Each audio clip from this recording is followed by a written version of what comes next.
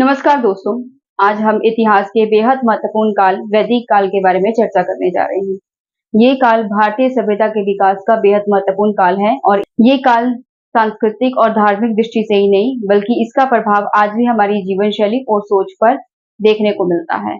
इसी के साथ ही हम ये देखेंगे कि किस किस संस्कृतियों का इस पर विकास हुआ और वेदों का इसमें क्या योगदान रहा तथा लोगों का जीवन किस प्रकार का था। वैदिक शब्द वेद से बना है।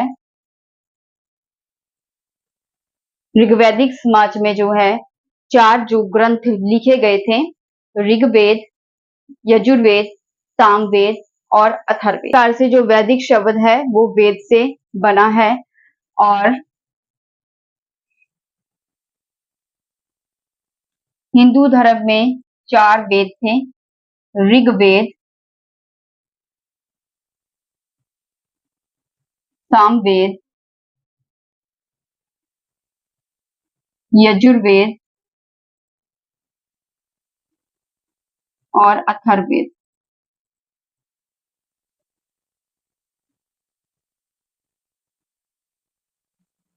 वेद का अर्थ होता है ज्ञान। जो वैदिक संस्कृति है इसके निर्माता थे आर्य लोग। वैदिक संस्कृति के निर्माता आर्य लोग थे। आर्य सभ्यता के जो लोग थे उन्होंने वैदिक संस्कृति जो है उसका निर्माण किया। वैदिक जो शब्द है वो वेद से लिया गया है। वेद का अर्थ है ज्ञान। ऋग्वैदिक समाज में जो है 4 वेदों की रचना हुई थी, ऋग्वेद, सामवेद, यजुर्वेद और अथर्ववेद।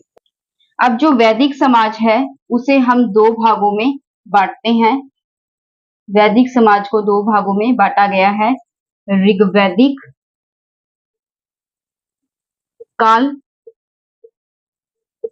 और दूसरा उत्तर वैदिक काल।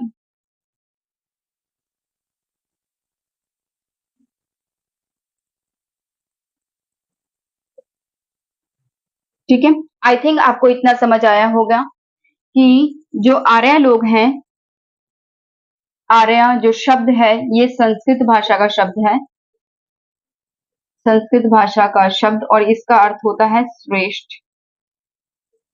ठीक है, अब हम देखते हैं कि जो ऋग्वेद है, ऋग्वेद में किस किस चीजों की चर्चा की गई है। ठीक है, जिससे हमें उस चीज के बारे में जानकारी मिलती है। ऋग्वेद में हिमालय को हिमवत के नाम से जाना गया है, यानी कि जो ऋग्वेद है, ठीक है, उसमें जो हिमालय पर्वत है उसका जिक्र जो है हिमवत के नाम से किया गया है। और हिमवत में एक चोटी का जिक्र किया गया जिसका नाम है मूजवंत। मूजवंत, और माना जाता है कि मूजवंत की जो चोटी है यहाँ से सोम वनस्पति पाई जाती थी। ठीक है, सोम वनस्पति का वास था। सोम वनस्पति का अर्थ होता है पेड़ पौधे। ठीक है, तो आपको इतनी बात समझ आई होगी। ऋग्वेद में हिमालय जो है, हिमालय पर्वत का जिक्र जो है हिमवत के नाम से किया गया है और हिमवत पर एक मूजवंत नाम की एक चोटी थी। ठीक है, मैं यहाँ पे लिख देती हूँ, चोटी थी। ठीक है, जहां पर सोम वनस्पति का वास जो है माना गया है। इसी के साथ ही ऋग्वेद में 42 नदियों का भी जिक्र है, 42 नदियां, जिनमें से 40 नदियों के नामों का उल्लेख है, जिसमें से जो सिंधु नदी है, सिंधु नदी और सरस्वती नदी का जिक्र है। सरस्वती नदी है, इसको नदी तमा यानी कि नदियों में श्रेष्ठ, नदियों में श्रेष्ठ माना गया है।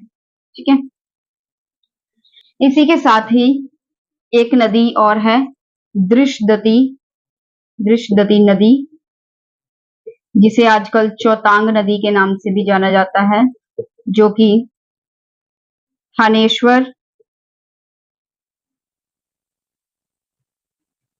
थानेश्वर, यानी कि हरियाणा के पास पूरब में बहती है, पूरब में बहती है। ठीक है। इसी के साथ ही जो गंगा नदी है, गंगा नदी, उसका एक बार प्रत्यक्ष यानी कि सीधा जिक्र किया गया है और एक बार अप्रत्यक्ष अप्रत्यक्ष रूप से जिक्र किया गया है। यमुना नदी का 3 बार जो है जिक्र किया गया है ऋग्वेद में। इसी के साथ ही सागर के लिए सिंधु, अर्णव और समुद्र के नाम से इसका जिक्र किया गया है। सागर के लिए यानी कि सिंधु शब्द, अर्णव शब्द और समुद्र शब्द का इस्तेमाल किया गया है। ठीक है। और लास्ट में जो है इसी के साथ ही ऋग्वेद में समुद्र जो है 4 प्रकार बताए गए हैं समुद्रों के।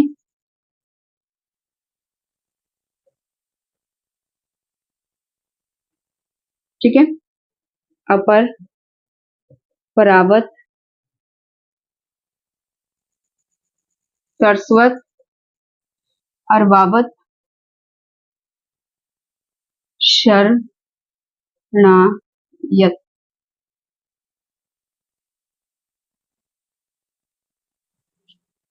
इनमें से जो अपर परावत है, इसकी पहचान अरब सागर से की गई है। अरब सागर से इसकी पहचान की गई है। ठीक है। कि जो ऋग्वेद है, इसमें जो हिमालय पर्वत है उसका जिक्र हिमवत के नाम से हुआ है। वहां पर एक पर्वत चोटी मिलती है मूजवंत, वहां पर सोम वनस्पति का वास माना जाता है। इसी के साथ ही ऋग्वेद में 42 नदियों का जिक्र किया गया है, जिसमें से 40 नाम जो है 40 नदियों के नाम का उल्लेख किया गया है, जिसमें से सिंधु नदी और सरस्वती नदी जो है बेहद जो है महत्वपूर्ण नदी मानी गई है। इसमें से जो सरस्वती नदी है उसे नदी तमा भी कहा गया है, यानी कि जो नदियों में श्रेष्ठ है। इसके अलावा जो है दृष्ट नदी का भी जिक्र है, जिसे आजकल हम चौतांग नदी से जानते हैं, जो थानेश्वर में हरियाणा के पास पूर्व में बहती है। ठीक है। जो ऋग्वेद है वह उसमें गंगा नदी का एक बार सीधे तौर पर यानी कि प्रत्यक्ष जो रूप से वर्णन किया गया है और एक बार अप्रत्यक्ष रूप से जिक्र किया गया है। यमुना नदी का 3 बार उल्लेख किया गया है। सागर के लिए जो है सिंधु, अर्णव और समुद्र शब्द का उपयोग किया गया है। जो इसमें जो है 4 प्रकार के समुद्र का उल्लेख किया गया है, अपर परावत, सरस्वत, अर्वावत और शरणायावत। अपर परावत की जो पहचान है वो अरब सागर से की गई है। ठीक है। आगे चलते हैं। अब हम जिक्र करते हैं सिंधु नदी की कुछ सहायक नदियों के बारे में। सिंधु नदी की सहायक नदियां, इसे हम 2 भागों में बांट सकते हैं। पूर्वी सहायक नदियां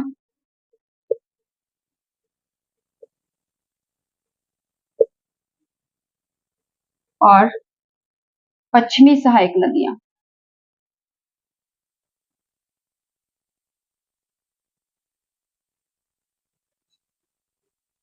पूर्वी सहायक नदियों में शतुद्री,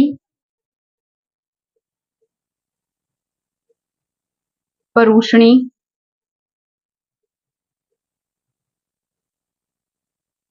अस्कनी, मरुद्रधा, वित्सता, विपाश, सुषोमा,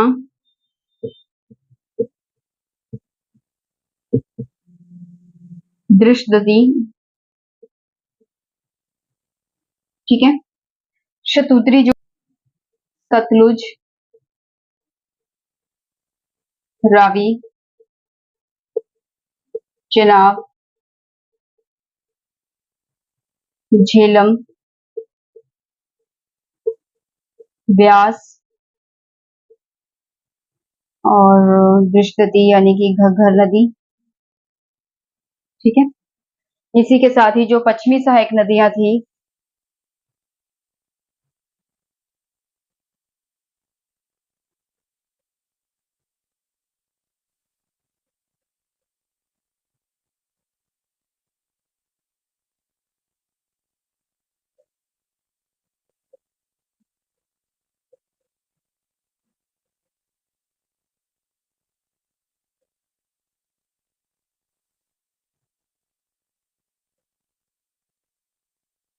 ठीक है। देखिए, जो पूर्वी सहायक नदियां हैं और पश्चिमी सहायक नदियां हैं, पूर्वी सहायक नदियों में शतुद्री जो नदी है उसे आजकल सतलुज के नाम से जाना जाता है, यानी कि ऋग्वेद में जो है सतलुज नदी को शतुद्री के नाम से जाना गया है। परूशनी को जिसे हम आजकल रावी के नाम से जानते हैं, ठीक है, तो उसे ऋग्वेद में परूशनी के नाम से जाना गया है। इसी प्रकार से जो चेनाब नदी है उसे अस्कनिन से नाम से जाना गया है। मरुद्रधा को इसी नाम से जाना गया है। जो झेलम नदी है उसे वित्सता के नाम से जाना गया, व्यास विपाश के नाम से, ठीक है। तो यानी कि ये प्राचीन जो है नदियां हैं और आजकल उन्हें इस नाम से जाना गया है। दृश्यदती जिसे आज हम घग्गर के नाम से जानते हैं, ठीक है। विपाश नदी जिसे हम आजकल ब्यास के नाम से जानते हैं। इसी प्रकार से जो है पश्चिमी सहायक नदियां, इसी में तृष्टामा यानी कि गिलगिट के नाम से आजकल जानते हैं। जो सुश्रुत है उसे आजकल हम धोरबंद के नाम से जानते हैं। कुरुमु कुरु के नाम से जानते हैं। गोमल को जो है गोमती के नाम से। जो सरयू है वो उत्तर प्रदेश में वर्तमान सरयू से भिन्न है। ईसा, अनितंभा, कुंभा जिसे आज हम काबुल नदी से जानते हैं। मैलू, सदा नीरा जिसे हम गंडक नदी से जानते हैं, ठीक है। इसी प्रकार से आपको ये प्राचीन जो नाम है इसे आपको लर्न करना है। ये बहुत ही इंपॉर्टेंट टॉपिक है, ठीक है। और ये नवंबर 2017 में इससे रिलेटेड जो है क्वेश्चन आया था, इसीलिए आपको ये लर्न करना बहुत ज्यादा जरूरी है, ठीक है। ये कंसेप्ट बहुत इंपॉर्टेंट है। इसी के साथ ही हम जिक्र करते हैं कि जो उत्तर वैदिक कालीन राज्य थे वो कहाँ कहाँ पर स्थित थे। जैसे कि उत्तर वैदिक कालीन उत्तर वैदिक कालीन राज्य गांधार,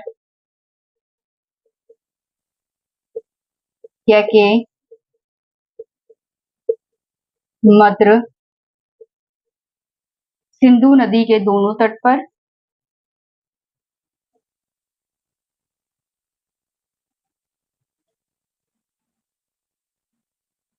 कैके, सिंधु और व्यास के बीच में,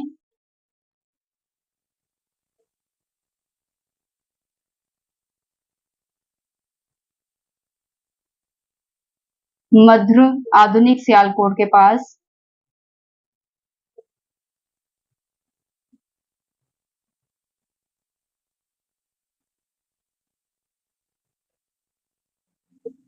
मत्स्य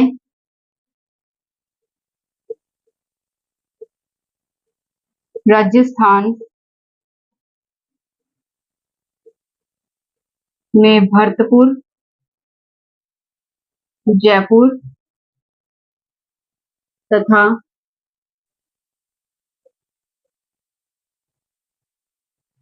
कुशीनगर कुशीनगर में मध्य भारत तथा सिंध नदी के पास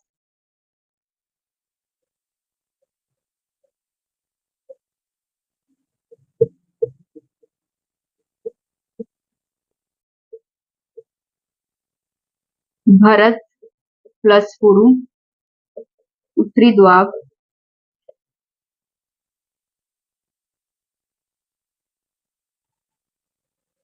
काशा, वर्णवती नदी के किनारे, पांचाल, बरेली, बदायूं तथा फर्रुखाबाद,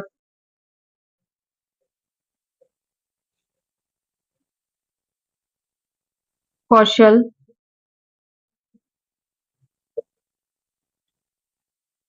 सरयू नदी के किनारे, सरयू नदी के किनारे,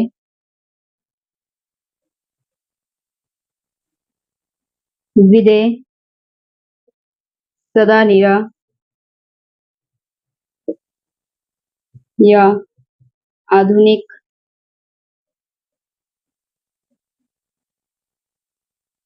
गंडक के किनारे। तो अब हम देखते हैं कि जो उत्तर वैदिक कालीन राज्य थे वो कहाँ पर स्थित थे। जैसे कि गांधार क्षेत्र है वो सिंधु नदी के दोनों तट पर स्थित था। जो कैकेय राज्य था वो सिंधु और ब्यास के बीच में स्थित था। मद्र राज्य जो था वो आधुनिक सियालकोट के पास था। ठीक है, जैसे अब एट प्रेजेंट जहां पर सियालकोट है उसी के पास जो है मद्र राज्य उस समय में स्थित था। जो मत्स्य राज्य है वो राजस्थान में भरतपुर, जयपुर और अलवर में स्थित था। जो कुशीनगर राज्य है वो मध्य भारत तथा सिंध नदी के पास में स्थित था। कुरु राज्य जो था, भरत प्लस कुरु इन दोनों के सुमेल से जो है मतलब जो कुरु राज्य बना और जो कि उत्तरी द्वार में स्थित था। काशा, जो काशा राज्य है वो वर्णवती नदी के किनारे स्थित था। पांचाल राज्य जो है बरेली में, बदायूं में और फर्रुखाबाद में स्थित था। जो कौशल राज्य है वो सरयू नदी के किनारे पर स्थित था। विदेह जो राज्य है वो सदा नीरा या आधुनिक गंडक के किनारे स्थित था। इस प्रकार से हमने देखा है कि उत्तर वैदिक कालीन जो राज्य थे वो कहाँ पर स्थित थे। अब हम जानते हैं कि आर्यों के मूल निवास स्थान के बारे में, कि जो आर्य लोग थे वो कहाँ के रहने वाले थे और अलग अलग इतिहासकारों ने अपने क्या क्या मत जो है व्यक्त किए हैं आर्यों के मूल निवास स्थान के बारे में। देखिए, जो आर्य शब्द है ये एक संस्कृत भाषा का शब्द है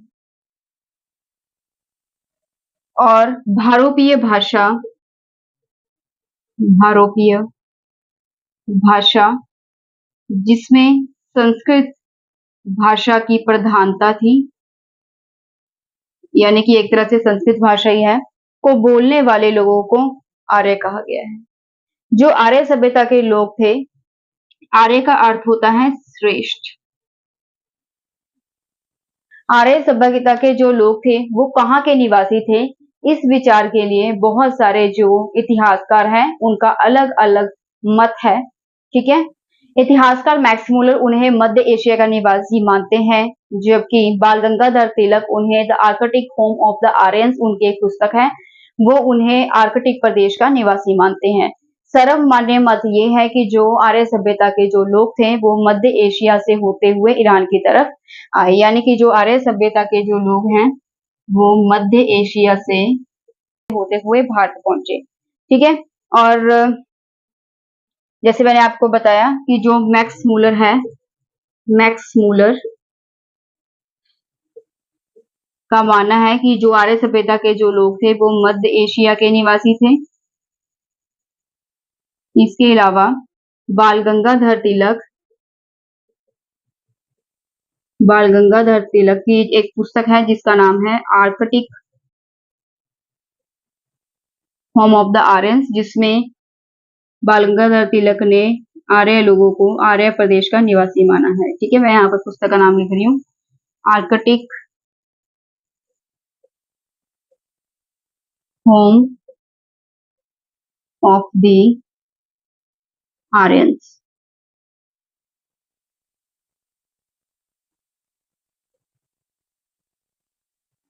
ठीक है, ये इनकी पुस्तक का नाम है। एशिया माइनर जो स्थान है वहां से एक अभिलेख मिला है जिस पर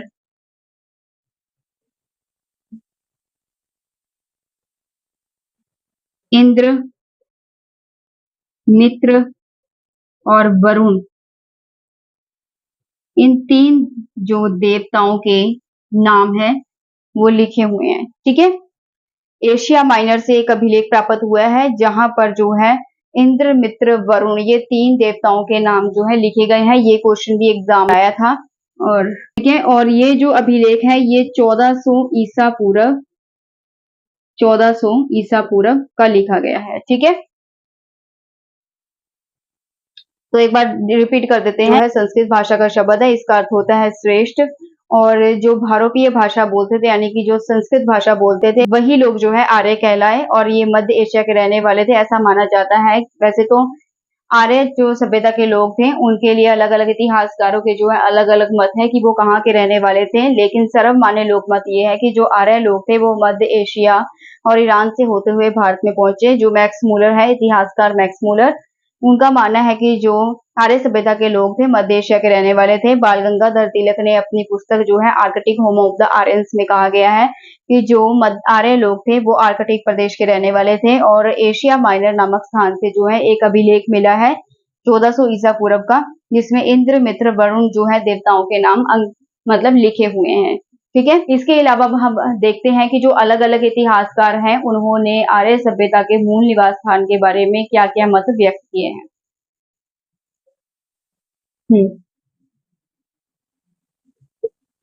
तो अब हम देखते हैं कि जो आर्य सभ्यता के लोग थे उनके निवास स्थान के बारे में अलग अलग इतिहासकारों ने क्या क्या मत व्यक्त किए हैं।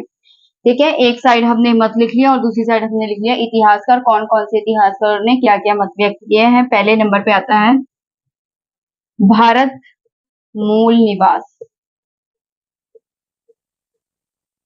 ऐसा मत क्यों दिया? क्योंकि भाषाई प्रमाण मिला है, भाषाई प्रमाण, और ऋग्वेद में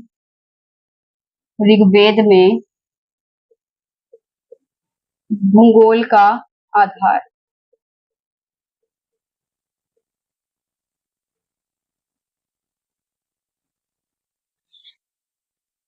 ये मत व्यक्त करने वाले गंगानाथ झा, एसी दास, संपूर्णा संपूर्णानंद। ठीक है, तो यानी कि ये मत जो है इतिहासकारों ने क्यों व्यक्त किया है। आर्यों का मूल निवास स्थान जो है भारत था, क्योंकि यहाँ पे इनके भाषाई प्रमाण मिले हैं, भाषा के प्रमाण मिले हैं कि वो भारतीय लोग थे। ठीक है, भारत में रहने वाले थे। इसके अलावा जो है ऋग्वेद में भूगोल का जो वर्णन किया गया है वो भारत देश से मिलता जुलता है। मध्य एशिया, ईरानी ग्रंथ, जैन अवेस्ता तथा ऋग्वेद में समानता, बोगस कोई अभिलेख में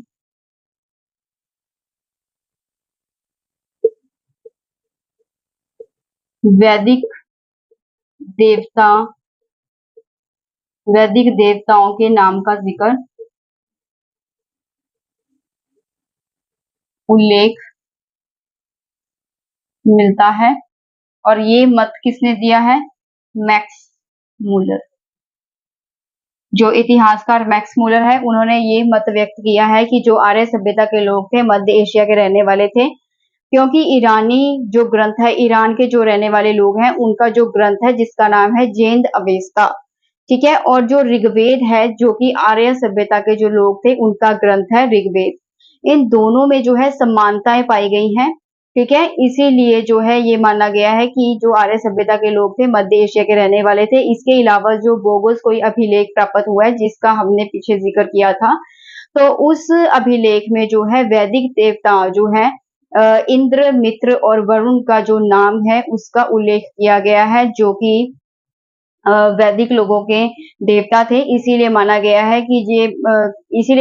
है कि जो आर्य सभ्यता के लोग थे जो है मध्य एशिया के रहने वाले थे। और ये मत किसने व्यक्त किया है? इतिहासकार मैक्स मूलर ने। ऑस्ट्रेलिया,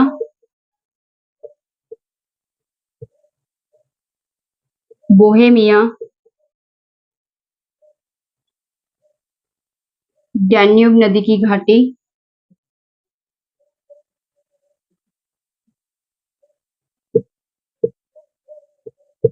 पशु पक्षी तथा वनस्पति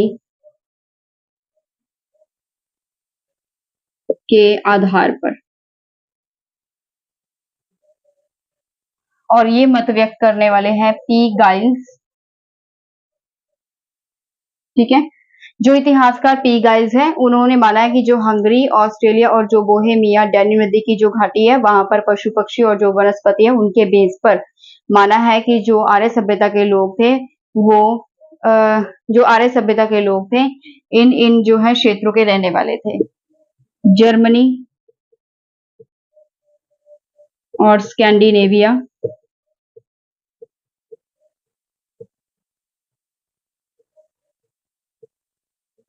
शारीरिक गठन के आधार पर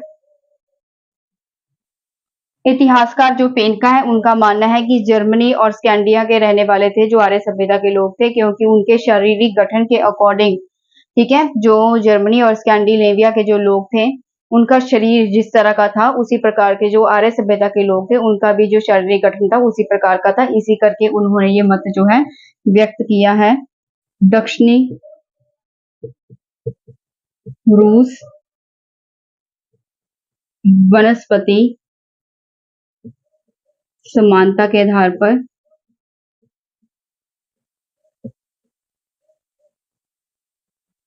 ये मत व्यक्त किया है नेहरिंग ने,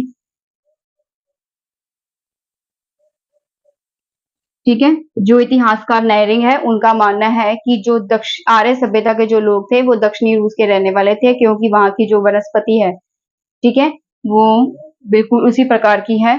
इसके तिब्बत,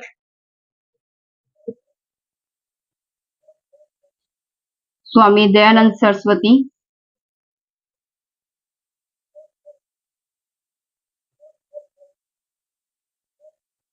स्वामी दयानंद सरस्वती जी का मानना है कि जो आर्य सभ्यता के लोग थे तिब्बत के रहने वाले थे। Europe,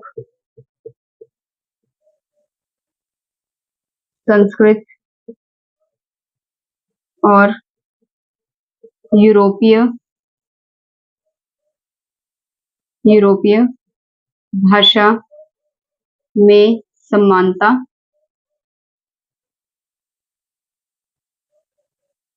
सेसेटी, William Jones.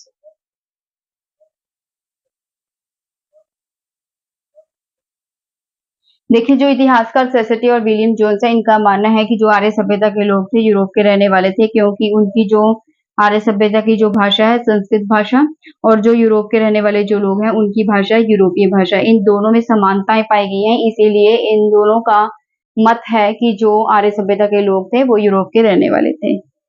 उत्तरी ध्रुव, उत्तरी ध्रुव, आर्कटिक प्रदेश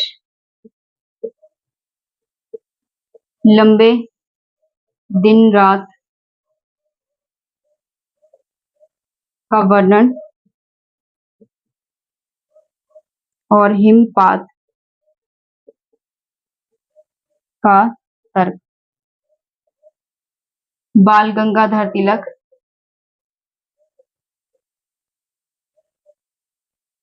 जो बाल गंगाधर तिलक है उनका मत है कि जो आर्य सभ्यता के लोग थे वो उत्तरी ध्रुव या फिर आर्कटिक प्रदेश के रहने वाले थे। मैंने आपको बताया कि जो बाल गंगाधर तिलक हैं उन्होंने एक पुस्तक लिखी थी जिसका नाम है द आर्कटिक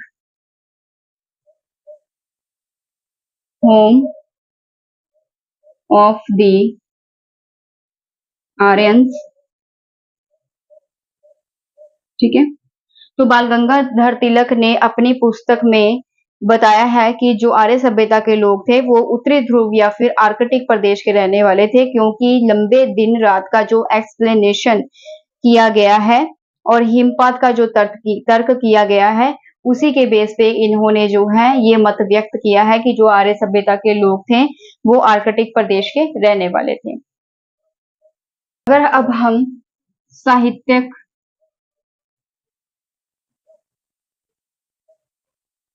साक्ष्यों की बात करें, हिंदू धर्म में 4 वेद हैं। ऋग्वेद, यजुर्वेद, सामवेद,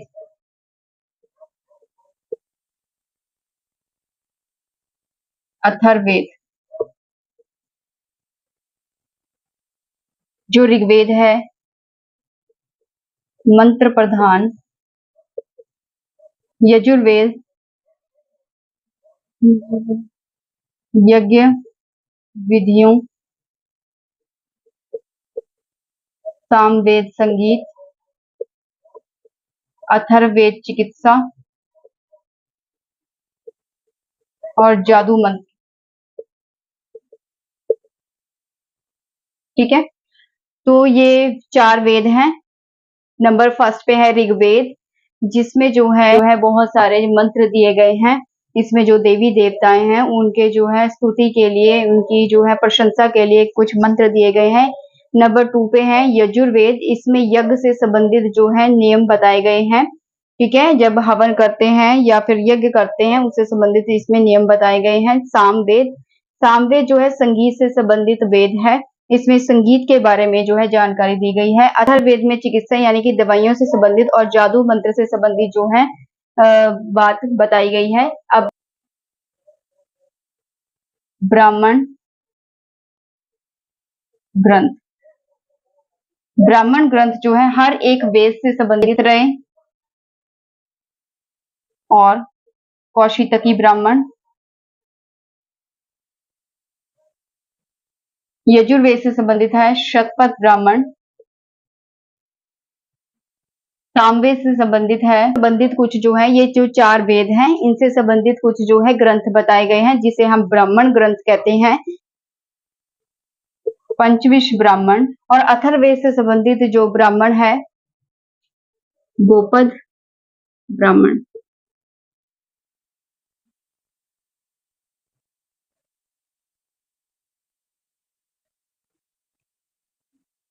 अब है उपनिषद। उपनिषदों की संख्या 108 है। वेदों के अंतिम रूप को हम कहते हैं वेदांग। वेदांग किसको कहते हैं? वेदों के अंतिम रूप को वेदांग कहते हैं। ठीक है, और ये 6 प्रकार के हैं वेदांग जो हैं, 6 टाइप के हैं। शिक्षा, कल्प, व्याकरण, निरुक्त, छंद और ज्योतिष। ठीक है, तो यानी जो वेदांग है उनकी संख्या 6 है, 6 प्रकार के वेदांग हैं।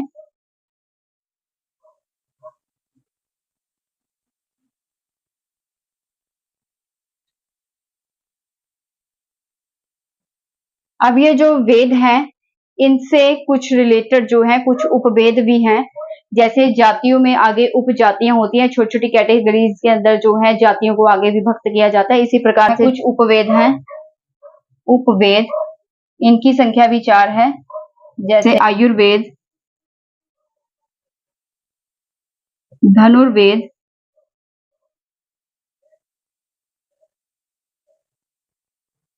शिल्प वेद और गंधर्व वेद।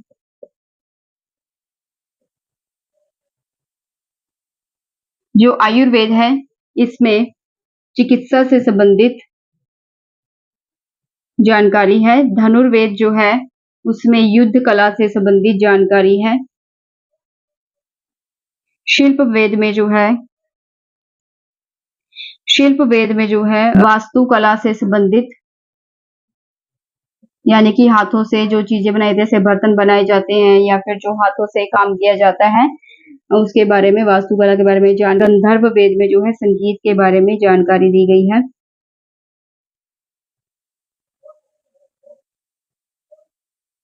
कल्प सूत्र, श्रोत सूत्र, ग्रह सूत्र, धर्म सूत्र।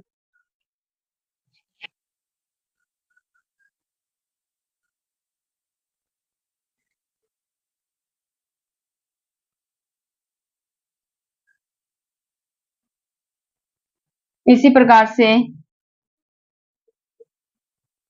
कल्प सूत्र, कल्प सूत्र है जिसको आगे 4 भागों में बांटा गया है। इनकी संख्या 4 है। ग्रह सूत्र, धर्म सूत्र और शुल्ब सूत्र। गृह सूत्र में पारिवारिक जीवन,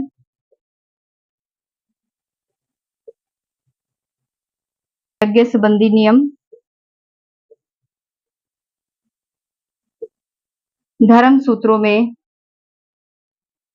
सामाजिक, राजनीतिक, धार्मिक नियम के बारे में जानकारी दी गई है। और जो शुल्ब सूत्र यज्ञ एवं हवन कुंड से संबंधित है। ठीक है, जो कलप सूत्र है इनमें जो है हमें कुछ नियम बताए गए हैं। गृह सूत्र में पारिवारिक जीवन के बारे में नियम बताए गए हैं। श्रोत सूत्र में यज्ञ संबंधी नियम बताए गए हैं। धर्म सूत्र में सामाजिक राजनीतिक जो है धार्मिक नियम बताए गए हैं। ठीक है, और जो शुल्ब सूत्र है उसमें यज्ञ और हवन कुंड से संबंधित जो है नियम बताए गए हैं।